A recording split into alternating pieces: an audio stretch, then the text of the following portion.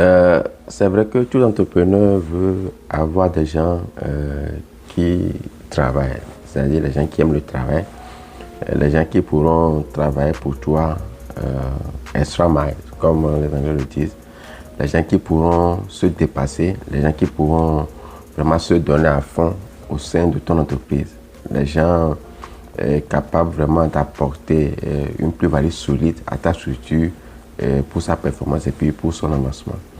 Mais malheureusement, le monde est ainsi fait et c'est la réalité partout. Vous n'aurez pas les employés, des employés engagés au même niveau, c'est-à-dire vous aurez ceux qui aimeront beaucoup plus le travail et d'autres moins. Maintenant, c'est à vous en tant que leader de savoir comment transformer. Donc, vous devez être vraiment un leader transformationnel. Et voilà, devez être capable de transformer les mauvaises choses en bonnes choses et ainsi de suite. Dans le cas des entreprises, vous aurez des employés qu'on catégorise souvent à 4 niveaux, c'est-à-dire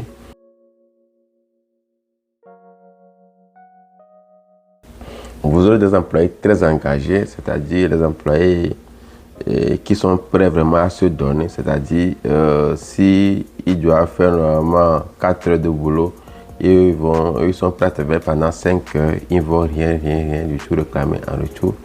Ils vont se donner à fond. Le boulot que les autres font peut-être en 10 minutes, eux, ils feront tout pour avoir les mêmes résultats en 5 minutes ou en 7 minutes. Voilà, c'est des gens qui sont vraiment impliqués dans la structure et vous sentez que c'est des gens qui veulent vraiment rester longtemps au sein de votre entreprise. C'est ceux-là qu'on appelle les employés très engagés. Et souvent, les patrons ont souvent des manières de les récompenser, etc. Voilà, pour qu'ils puissent être mieux engagés ou pour qu'ils puissent maintenir le même niveau de performance au sein de l'entreprise. La deuxième catégorie d'employés que vous pouvez avoir au sein de votre structure en tant qu'entrepreneur dès le début ou bien au cours de la vie de votre entreprise, c'est des employés modérément engagés. On les appelle des employés modérément engagés. Les employés modérément engagés sont souvent des employés très compétents parce que les employés très engagés sont souvent des employés déterminés, mais peut-être pas trop compétents. Au contraire, ceux qui sont modérément engagés sont des gens très compétents d'habitude, mais qui ne sont pas déterminés à travailler autant que ceux qui sont très engagés. C'est-à-dire ils sont modérément engagés. Donc, ils ont leur plan de carrière personnel. Voilà, c'est-à-dire quelqu'un qui veut peut-être être un avocat, il ne va pas perdre son temps au sein d'une structure. C'est-à-dire s'il vient, tout d'abord, c'est des gens qui n'acceptent pas les positions. C'est-à-dire si vous voulez peut-être les nommer superviseurs ou bien leur donner des postes de responsabilité, c'est des gens tout d'abord qui refusent. C'est-à-dire il ne veut pas, il veut simplement faire son petit boulot. Il respecte les normes au sein de la structure, etc. Donc, c'est des gens, vous sentez vraiment qu'ils n'ont pas envie de rester. Qu'est-ce qui se passe avec les employés modérément engagés? Les employés modérément engagés, ce sont des employés souvent qui ont des plans de carrière personnels, c'est-à-dire quelqu'un qui veut peut-être être un avocat.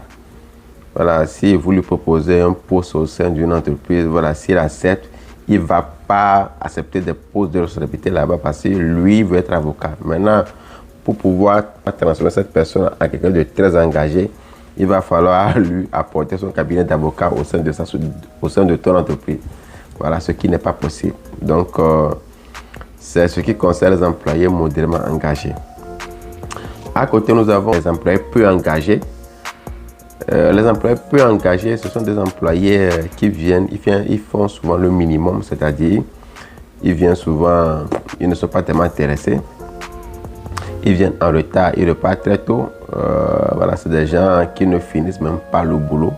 C'est-à-dire, ils viennent, ils laissent toujours leur rapport inachevé. Ils ont soit beaucoup d'excuses pour pouvoir s'absenter. Si vous leur donnez un travail, ils vont peut-être mettre des jours pour pouvoir finir ce que vous leur remettez. Et voilà, en plus, s'il y a peut-être des objectifs à atteindre avant la fin de la journée, eux, ils vont s'excuser, ils vont quitter le boulot avant la fin de l'heure, etc. Et ils ne vont pas faire les choses telles que ça est. Surtout dans leur façon de faire, vous sentez vraiment qu'ils n'accordent pas trop d'importance au travail qui se fait au sein de l'entreprise. À côté, au finish, nous avons des employés désengagés. Les employés désengagés, ce sont des employés qui sont vraiment dans les critiques, c'est-à-dire qu'ils critiquent beaucoup la direction. Ces employés, ils font beaucoup de bruit. Mais vous sentez vraiment qu'ils sont tellement détachés du boulot, c'est-à-dire ils ne sont pas dans ce qu'ils sont en train de faire et que voilà, ils n'ont même pas l'ambition de satisfaire quoi que ce soit. Et c'est souvent eux qui font mal le travail, c'est-à-dire quand vous leur dites de faire du pain, soit ils mettent un peu trop du sel, ou soit ils font en sorte que ça manque un peu du sel. Voilà, c'est des gens qui sont vraiment des rebelles, entre parenthèses, au sein de la structure. Et l'expérience a montré que les employés désengagés, souvent, avec le temps, si vous ne les canalisez pas, ils finissent par contaminer les autres au sein de l'entreprise. Les employés désengagés, ce sont des gens aussi compétents, mais voilà, ils ne sont pas d'accord sur beaucoup de faits au sein de l'entreprise. Maintenant, ce que les patrons essaient de faire souvent, ils ignorent les employés désengagés. Ils ignorent les employés désengagés. Maintenant, ils essaient de transformer les employés modérément engagés en très engagés. Voilà, parce qu'ils estiment qu'ils sont un peu proches de l'objectif, que ce sera facile de les convaincre. Alors que c'est souvent le contraire. Transformer un employé modérément engagé en très engagé, c'est souvent très difficile. Parce que c'est des gens qui ne partagent pas d'ailleurs la vision de l'entreprise. C'est-à-dire que la vision de l'entreprise ne va pas avec leur propre vision, ne va pas avec leurs propres objectifs de vie. Donc, ils ne peuvent pas devenir très engagés. Le gars qui veut devenir un avocat, par exemple, il ne va pas rester. Voilà, parce que c'est des gens qui sont souvent calmes d'esprit.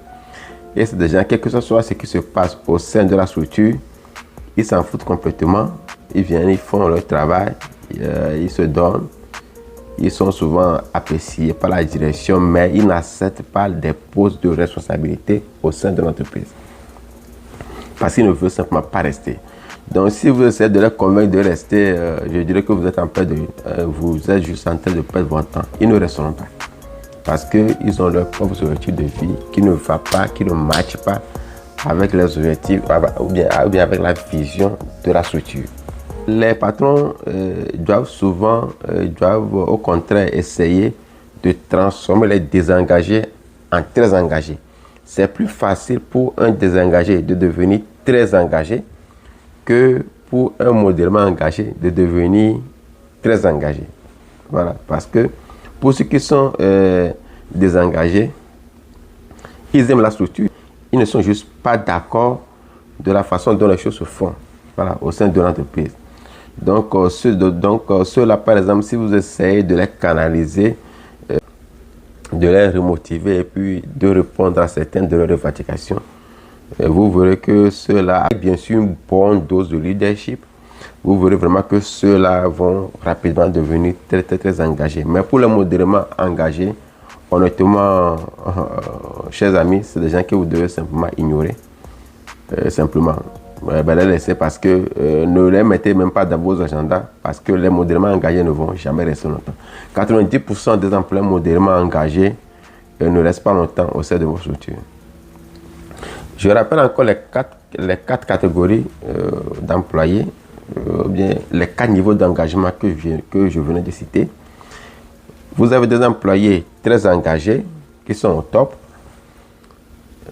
qui se donnent à fond, qui se surpassent pour l'entreprise. Les employés modérément engagés qui se donnent à fond, qui sont très compétents aussi, mais qui n'ont pas envie de rester longtemps au sein de la structure pour des raisons personnelles. Vous avez aussi des employés peu engagés. Voilà, c'est des gens qui viennent juste, ils font le minimum, ils ne se donnent pas à fond.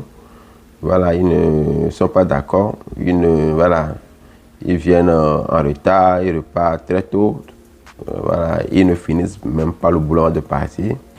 C'est les employés peu engagés.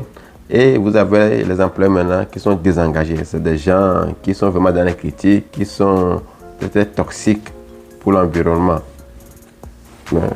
au sein de la structure. Et c'est des gens qui ne veulent pas du tout voilà, mais se donner pour des raisons qui sont tellement concrètes. Parce que pour un employé modérément engagé, il ne va pas vous donner la raison concrète pour laquelle il ne veut pas accepter un poste de responsabilité ou bien il ne veut pas ci, il ne veut pas ça. Ils sont souvent zézaïs, ils vont vous tourner autour du pot.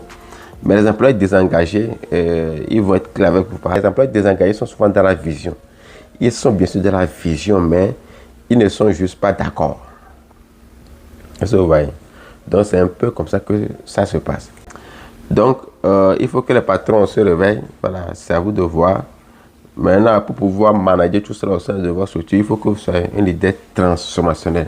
Il faut que vous influencez beaucoup. Vous devez être vraiment un rassembleur et savoir comment gérer les employés et pour pouvoir les amener à être très, très engagés dans le but d'atteindre vos objectifs.